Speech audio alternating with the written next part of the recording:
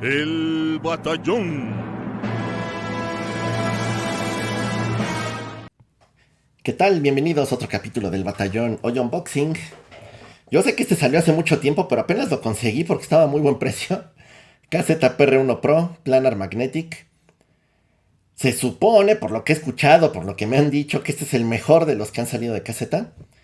El precio normal anda entre 50 y 60 dólares, pero yo lo compré en una promoción de la tienda oficial de KZ, donde lo estuvieron vendiendo en 30 dólares. Así es que por eso lo agarré.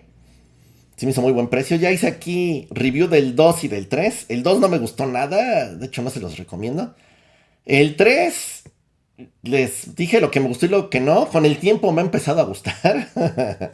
Como que me acostumbré a su sonido. Pero bueno, en teoría este es el bueno. Vamos a ver si es cierto.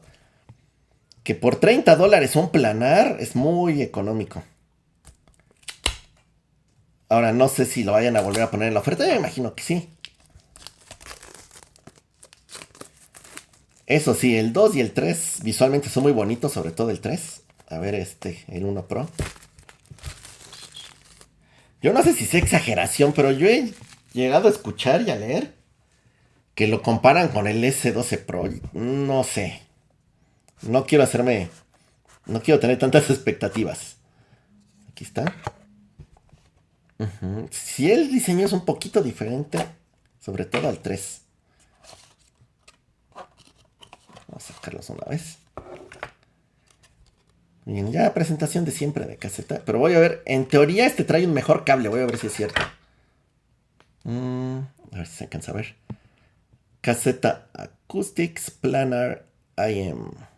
Está bonito. Ahora lo quiero tocar. Ay, ¿será metal o será plástico?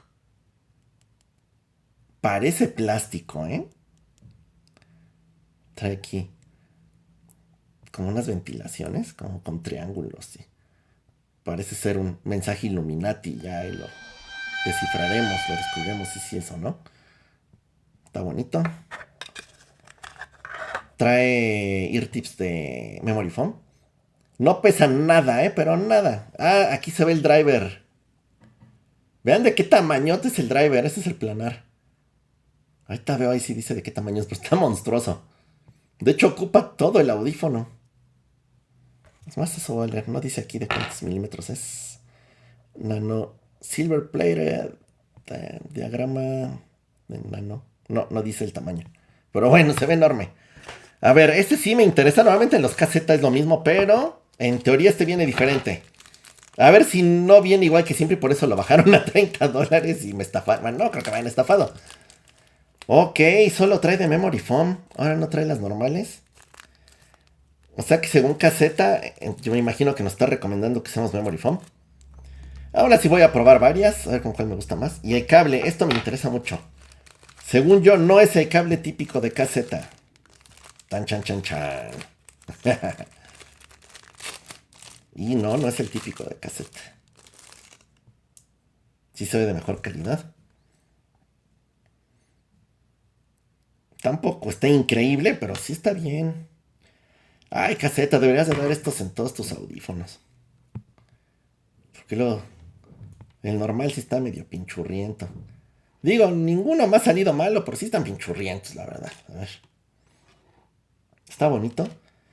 Ahora, lo que yo no sé es si sí lo vaya a usar con este. No sé si sea tan demandante como sus hermanos, el PR2 y el PR3, que a fuerza necesitas balanceada. Pero qué bien, qué bonito cable. En caso de que me falte potencia por la 3.5, pues se lo pongo otro. Se lo pongo por ahí ándale, al Polaris. O al Trio se lo puedo poner. Bueno, pues este es el unboxing. La verdad es que creo que es el mejor unboxing que he hecho de caseta. Trae buenas puntas al parecer. Trae un muy buen cable. Y está muy bonito el audífono y se ve cómodo. Se ve muy bien y no pesa nada. Ya les diré qué tal está el KZPR1 Pro. A ver si es cierto que se da su pelea contra audífonos de 100 dólares. Sí, esta va a ser la ganga del año. Sobre todo que como ya es viejito y ya bajó de precio, lo puedes conseguir barato. Veremos. Muchas gracias y vienen más videos. Adiós. El batallón.